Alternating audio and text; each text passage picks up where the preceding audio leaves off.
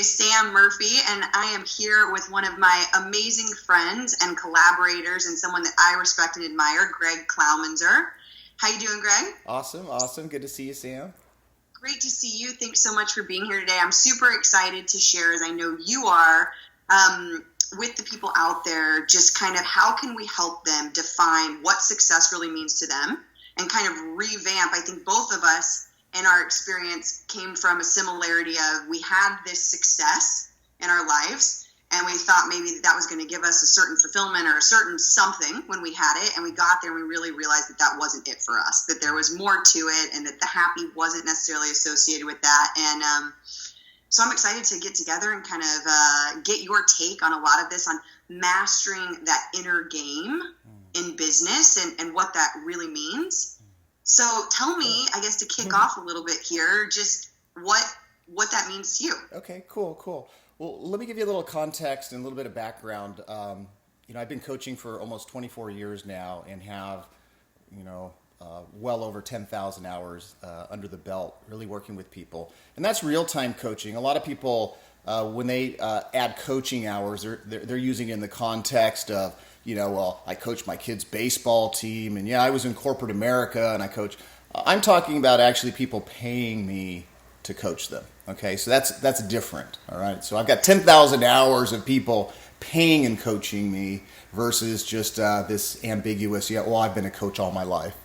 Well, and I feel like especially in today's whatever going on now, we see a lot of that. That is a huge distinguishing factor, and thank you, Bias, for highlighting that, because I think that is really crucial and vital and very cool for people to know that this person that is sharing from experience and wisdom and not something they read in a book that they're repeating. Right. And so much like you, I had some success early in my life, and what came with that success was really a broken promise based on a misunderstanding. Okay. And I thought that, innocently, that money had something to do with happiness. And then when I had it, I saw the emptiness of that promise, and it really got me to question what was true, Right. And so for anybody listening here, not only but based on my journey and your journey of having a direct experience, well, we have the money, we have the outside success, we look around and, gosh, I should be happy, but I'm not.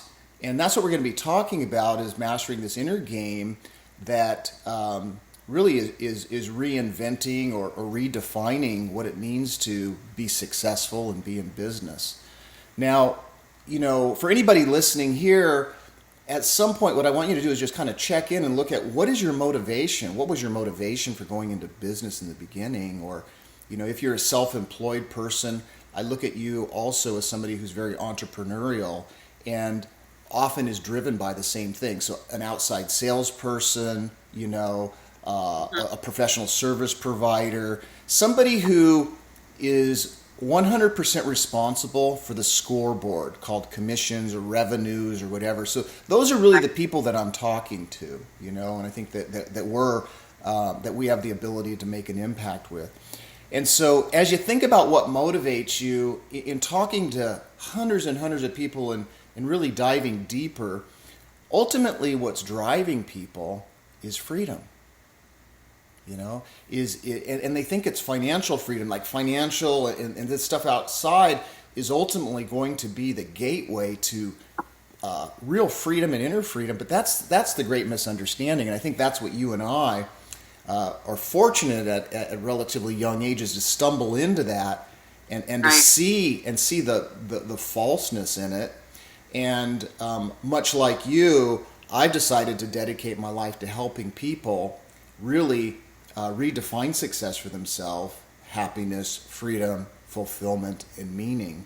And so that's really, you could say, what the overlying arch of these series that we're going to be talking about is really understanding this inner game of business.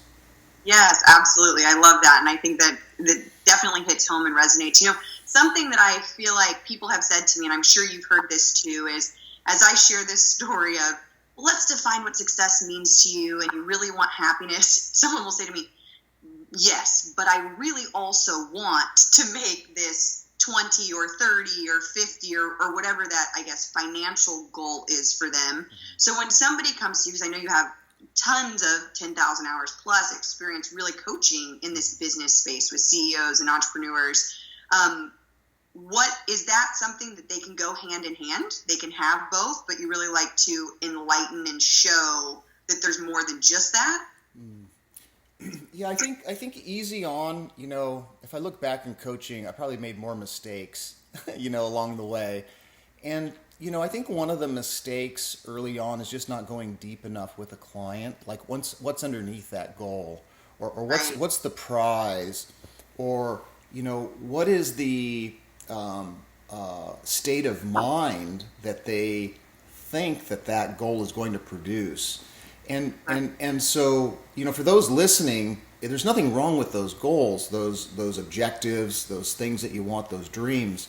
But it makes really good sense to sit down with somebody like you and I to tease that out and to go a little bit deeper and get a sense of what would that ultimately do for you. You know, how would you look at life? What are the implications of that? In your life. I was just talking with a client yesterday, and he's one of three principals in a boutique architectural firm, and he came to me yesterday saying, we're preparing for our quarterly meeting, and to really talk about focus and direction and all that, and he says, do you have some good ideas for questions to run this meeting and this and that? And I said, I do, but probably one of the most important philosophical questions, to ask is, how much is enough? Right. And really kind of get a sense on how much enough is, because we live in a more. We're in a consumer-based world and economy, and nobody ever stops to question how much is enough, Right.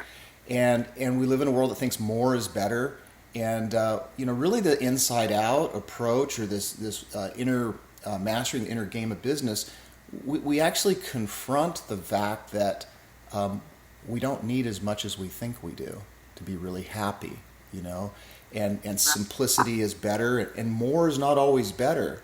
In fact, if I look back at working with clients, and some of the mistakes is letting them drive more and more revenue, more sales. They think that's the answer. Not more profits, not higher margins, not better clients, but more revenue. And ultimately, what happens is whatever fundamental problems the company is having, with morality or issues or capacity, those problems just magnify and grow when revenue grows. And often what happens is, I get clients. I had a woman call me last week, a very successful optometrist here locally, and she goes, I don't understand. Revenue's going up, but I'm taking home the same or less, and I'm working harder and harder. So that's a perfect example of more is not better. How much is enough? And so these are kind of the philosophical questions: is how much is enough? How do you want to spend your valuable resource of time and energy, and to be more mindful of that. So, yeah. Yeah, absolutely. I think that's incredible. And one of the things, that you touch on in that is that there's so many, I think, and I want you to elaborate a little bit, but some of these benefits, as we dive into this series, to be able to share and help the people out there that are listening, really making it kind of clear up front what's in this for them. And it's really talking about what is that inner game and how can it improve business, right? I believe that's something that I've heard you say, that if they're able to master this inner game and get clear on maybe what some of those values and different things are, that morale goes up, or they're not working as hard, or some of those problems aren't as amplified. Is that right? Yeah. One of the things about the inner game of business is that it redefines it from my point of view. That a lot of people hear that, God, if I master the inner game of business, I'm going to be able to get more. Right? And so if you're listening, I'll be really upfront with you. You may want to stop listening right now, Okay, if you're thinking more is always better. Okay, and that the way I see it, mastering the inner game of business has more to do with the person's well-being, peace of mind, creativity, innovation, fresh ideas, and resilience. Okay, like that's probably the most important thing. If we were to redefine what it means to master the inner game of business, it's not about continually growing and doing better, though those are often the implications or the byproduct of this understanding. Okay, but what it means is that if something happens in the marketplace or something happens personally, that you bounce back faster. Okay, so like, you and I have had a chat, and we've shared kind of offline personal things that are going on, and because of the work that we do and our understandings, it's like they're not fun things, but we bounce back. We're more resilient. It'd be like somebody who has a high immune system bounces back from a cold really quick, and somebody with a low immune system, boy, it really takes them, and they're off. They're really debilitated. All right. So that's how I see business, is that when people have a real realization and a deeper understanding of these principles underneath the inner game of business, that opportunities show up. Right. I posted something on Facebook yesterday, this meme that came up, and I said that when criticism fades, opportunity arises. Okay, and so that points to the nature of the inner game of business and state of mind. Okay, is that if I have a critical view of life, or a pessimistic view of life, or quite frankly discouraged view of life, that's going to impact my outcome and my resilience and my ability to bounce back out of bed the next morning and go and do whatever it takes. Right. Yes, absolutely. Now, so with mastering the inner game of business, and you just mentioned state of mind, does it start with state of mind, or where does state of mind play into that? That's a great question.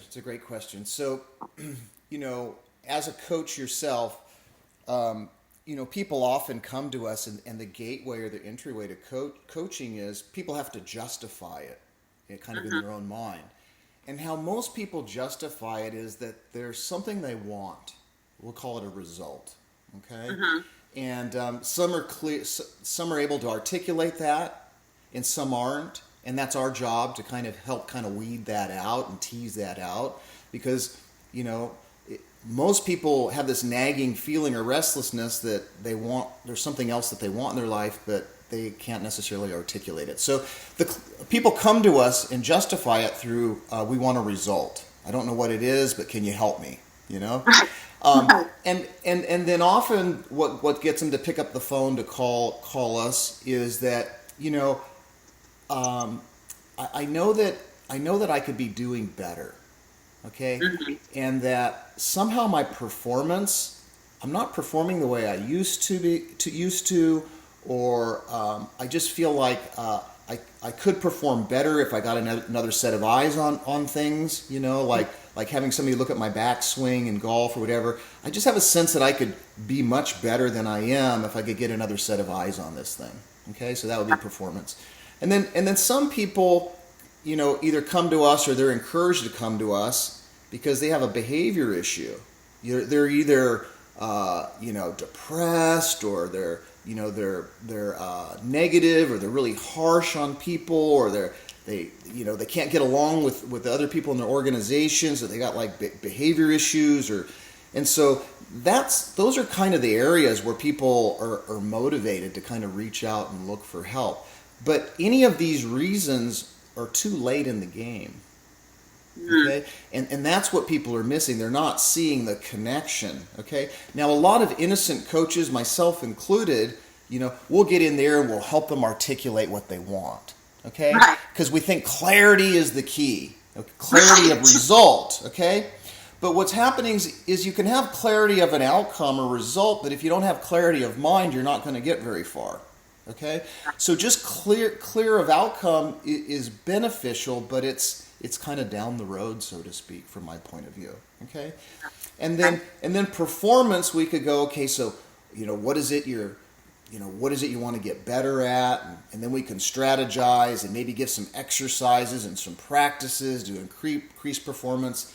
But that in itself isn't very helpful either, okay? Because it's too far down the food chain, really, okay? Mm-hmm. And then behavior is even too late. So now the question is, well, what's before behavior? Okay? Well, what's before behavior is mood or feelings. Okay? And if I'm in a low mood, okay, it's going to affect my behavior, which is ultimately going to affect how I perform, which is ultimately going to affect results. Okay? Yeah. So now the question is, well, is there anything before mood? Okay? And now we're starting to get somewhere. In this mastering the inner game of business is really understanding what this is kind of the skeletal system of that. Results, what drives results is performance. What drives performance is behavior. What drives behavior is mood or feelings, okay? Now, what drives mood or feelings is our thinking about things, okay? And then you could say, well, is there anything that drives that? And yes, it's what I call the principles of mind, consciousness, and thought, okay? And somehow when we lose contact with that, these underlying principles, that drive all human potential and performance, when we lose sight of that, basically it's like we no longer have connection to Wi-Fi, okay? So if we didn't have connection to Wi-Fi, this recording would be done, all right? Right. And so it's the same thing in life. It's like people have just lost connection, okay, with the operating system underneath the human experience. And once they can get synced back up, get connected to the Wi-Fi, get the Wi-Fi pass, so to speak, they're back in the game. So that's what it really means, is helping people understand really the skeletal system, like what drives results and performance and behavior. And it goes all the way, and we start with state of mind. And you could say state of mind is my thinking and feeling in the moment dictates my state of mind. And my state of mind can change from moment to moment to moment. And I'll give you an example, and you may have seen this. Somebody that you're a friend or somebody that you're in relationship with, you feel the tension in the household, and you're not talking, and you just feel the energy, of that like conflict and walking on eggshells, and then that person's phone rings. I know people text a lot more these days, but the phone rings, and they go, and all of a sudden they're, hello, right. And they're the happiest camper in the world, and they're so bubbly, and it's like you're like watching, going, who is this person? What just happened? Right. Okay? Right. And so all that happened is the person's state of mind changed.